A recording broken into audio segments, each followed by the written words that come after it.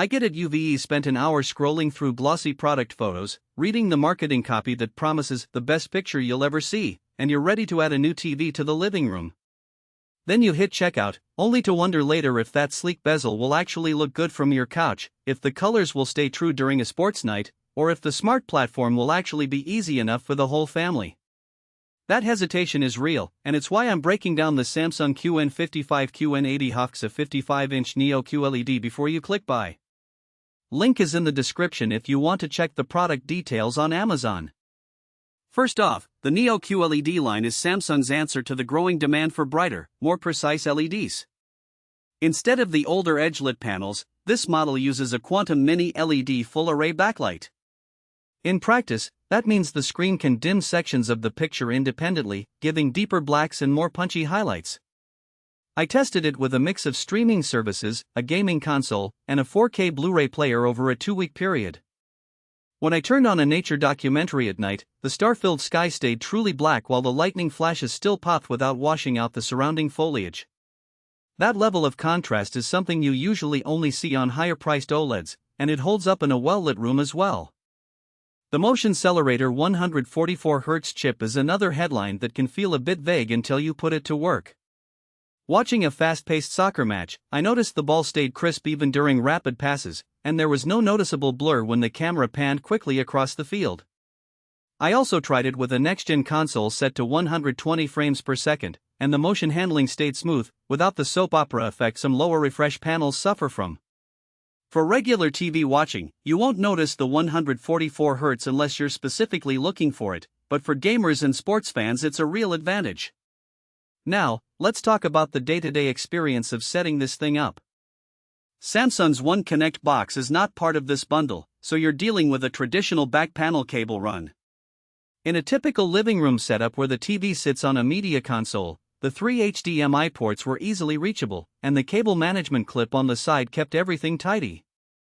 The remote feels familiar, but the biggest usability win is the voice control integration.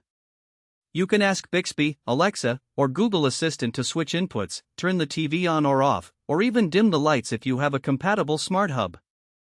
I found the voice commands reliable enough that my teenage son stopped fiddling with the remote during his gaming sessions. One of the more subtle features that's easy to overlook is Samsung's cleans without dripping claim.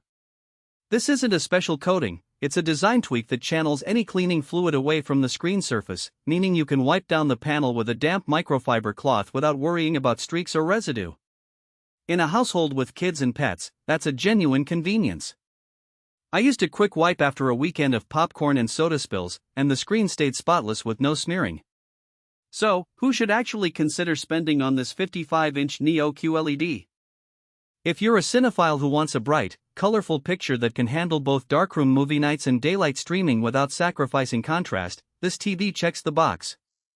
Gamers who need low input lag and smooth motion will also benefit from the 144 Hz panel and the game mode options that Samsung packs in. The 2-year Amber protection plan that comes with the bundle adds a layer of peace of mind if you're prone to accidental bumps or want coverage beyond the standard warranty, something worth noting if you have a busy household. On the flip side, if your primary use is just casual TV watching from a distance, or you're on a very tight budget, you might find the price a little steep compared to a standard QLED or even a good mid-range LED.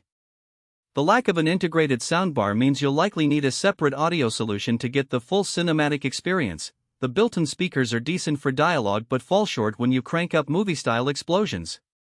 Also, because this model doesn't include an ultra-wide viewing angle panel, sitting too far off-center will cause some color shift, something to keep in mind if you have a wide sofa layout.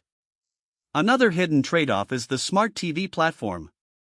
Samsung's Tizen OS is smooth and offers a solid app library, but it doesn't support some niche streaming services that are available on Roku or Apple TV.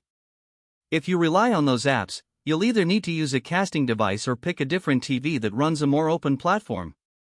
The interface itself is quick, but occasional ads pop up in the home screen carousel, which can be mildly annoying if you prefer a completely clean UI. From a value perspective, the strengths really shine when you look beyond the spec sheet. The Quantum Mini LED backlight delivers a picture quality that rivals far more.